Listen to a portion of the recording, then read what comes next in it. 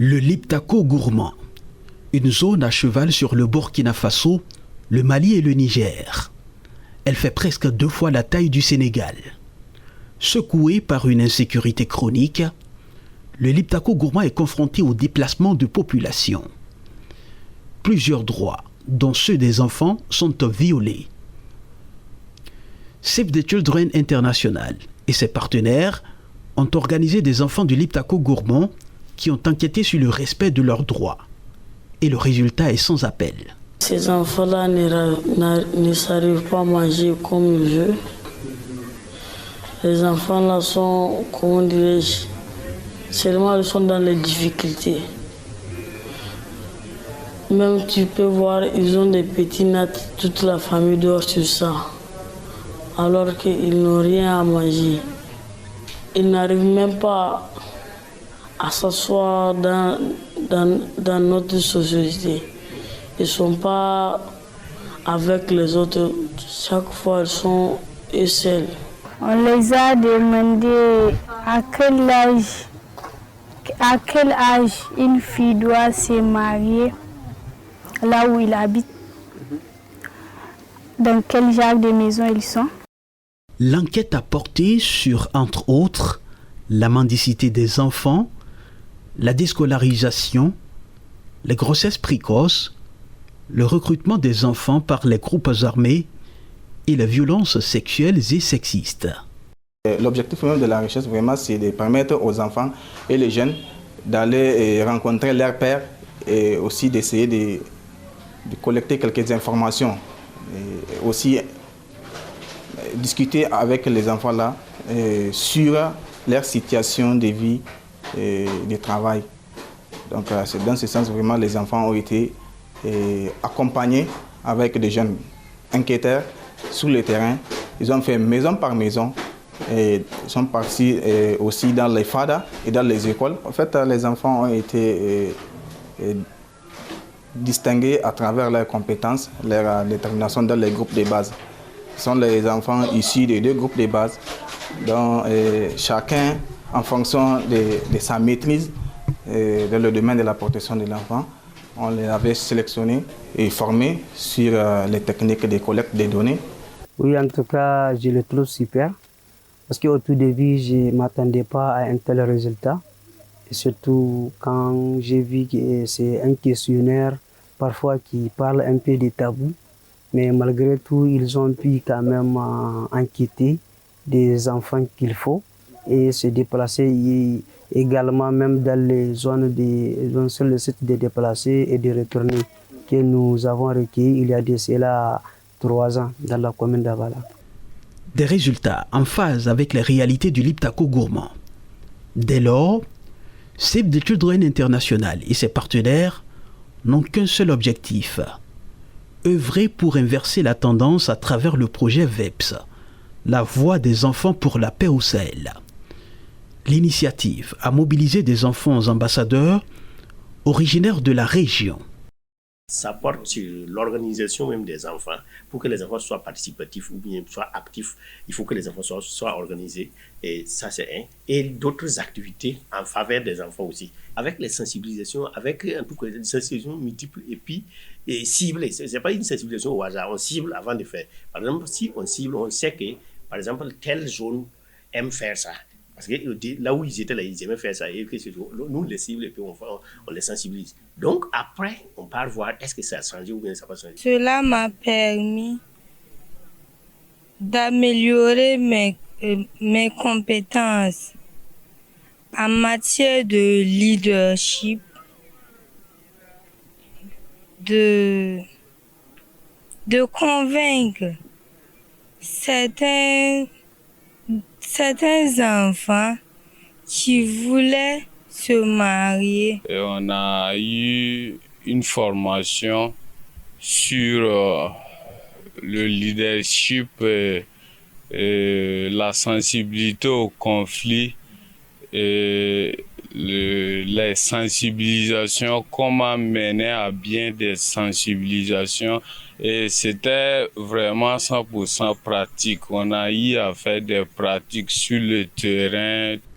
Les efforts de sensibilisation des enfants ambassadeurs du MAEJT, Mouvement africain des enfants et jeunes travailleurs, et de Think Peace Sahel, ont été appuyés par toutes les forces vives du Liptako gourmand. Quand on a eu à mener les activités dans le cadre de ce projet-là, il y a eu beaucoup de changements au niveau de certaines familles. Quand ils regardaient comment même ils entretenaient les enfants, comment même souvent certains enfants qui étaient en difficulté par manque de connaissances, voilà, les enfants ne savaient pas qu'ils avaient des droits, les parents aussi ne savaient pas que souvent s'occuper d'un enfant, lui chercher à soigner l'enfant, l'amener au dispenseur au bon moment et lui trouver des papiers et les premiers documents, notamment comme des extraits autres là, les parents ne savaient pas. On accompagne à toutes les activités qui nous ont conviés. On a aussi prodigué des conseils aux enfants. On a aussi apporté ce que nous aussi on connaissait en termes d'éducation, en termes de savoir et en termes de ce qui est en tradition Mwaga. En raison de l'insécurité, toutes les rencontres ne pouvaient se tenir. Il a fallu donc faire preuve d'ingéniosité. Il y a des enfants qui sont là, qui ont besoin de ces activités que nous menons au niveau du VEPS. Et malheureusement, on n'a pas pu accéder à ces enfants pour les toucher au maximum. Ce qui est dû aux attaques qui ont eu lieu dans certaines zones au niveau du Mali, du Niger, quelque part dans ces pays. Mais on a pu se rabattre vers la communication via les réseaux comme Zoom, comme WhatsApp pour échanger, bien que l'accès n'est pas facile. Parce qu'il y a des zones où le regroupement à partir d'un certain nombre de personnes, ce n'est pas autorisé du tout. Pour appuyer tout ce travail de terrain, Save the Children International a fait appel à la West Africa Democracy Radio, qui a été un puissant relais des messages des enfants chercheurs dans le Liptako gourmand à travers ses radios partenaires. À travers le projet Voix des enfants pour la paix au Sahel, initié par Save the Children International, WDR a eu l'opportunité de porter haut la voix des enfants pour le respect de leurs droits, le renforcement de leur leadership, notamment sur la recherche qu'ils ont menée, le rapport d'analyse des conflits qu'ils ont pu élaborer avec l'aide de Think Peace, l'encadrement de MAEJT, à travers des productions qui sont principalement des magazines avec du contenu de haute facture, puis traduit en langue africaine, le Dogoso, le Songhai, le Bambara au Mali, le Zarma au Niger et le Fulfulde et le Moré au Burkina. Donc ces messages ont été bien perçus. Ces messages ont d'abord été bien délivrés et bien perçus par les communautés. Et je pense que l'impact sur le terrain a été mesuré notamment avec les émissions interactives que nous avons eu à faire à travers les différentes radios qui ont été impliquées dans la mise en œuvre de ce projet-là. jakolɓe bangal jam nder sahel yewto ngo o West Africa Democracy Radio waɗata ɗum wara émission o kanti la voix des enfants pour la paix au Sahel wo bisimilla nga jindo ga jiru nga faji kara koratio wodilla hando faji kara Burkina konna na kerengina kaya ayla ka fuko sigir mono adem sun kamba de be bore kanyango kaninga won kamaga kisina nakal kana mutabbat gitonto. Des dizaines d'émissions radiophoniques produites en français et dans les principales langues du Liptako gourmand ont contribué à faire avancer les mentalités sur la nécessité du respect des droits des enfants. Nous sommes passés aux environs de 5000 bénéficiaires directs. Concernant les bénéficiaires indirects, les chiffres ne se comptent pas.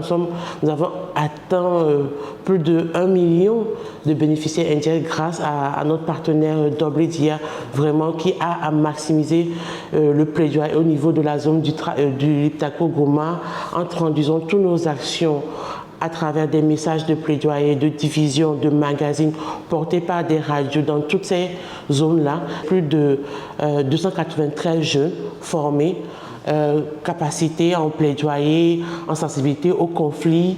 Et nous espérons qu'après ce projet, qu'il puisse continuer la sensibilisation. Nous avons déjà même reçu les témoignages de ces jeunes qui veulent pérenniser ces actions. Pendant ces 4 ans, nous avons aussi créé 11 espaces sûrs pour ces jeunes ambassadeurs dans tous ces 3 pays-là. La création de ces espaces sûrs permet, dans les contextes humanitaires dans lesquels nous évoluons, de pouvoir garantir que ces enfants, justement, peuvent se retrouver dans des endroits où leur sécurité est garantie, mais où ils ont aussi un accompagnement de la part d'adultes, d'animateurs avec lesquels nous travaillons, que nous formons pour pouvoir justement se sentir protégés, se sentir en bien-être. Dans le Liptako gourmand, le projet La Voix des enfants pour la paix au Sahel a produit des effets positifs. On voit que de plus en plus les parents sont prêts à écouter les enfants, que ce soit au niveau familial, au niveau communautaire. Ils les impliquent dans la mise en œuvre quand même des activités, surtout quand on parle par exemple des rencontres au niveau communautaire. On a par exemple des cellules communautaires de protection de l'enfant qui impliquent les enfants.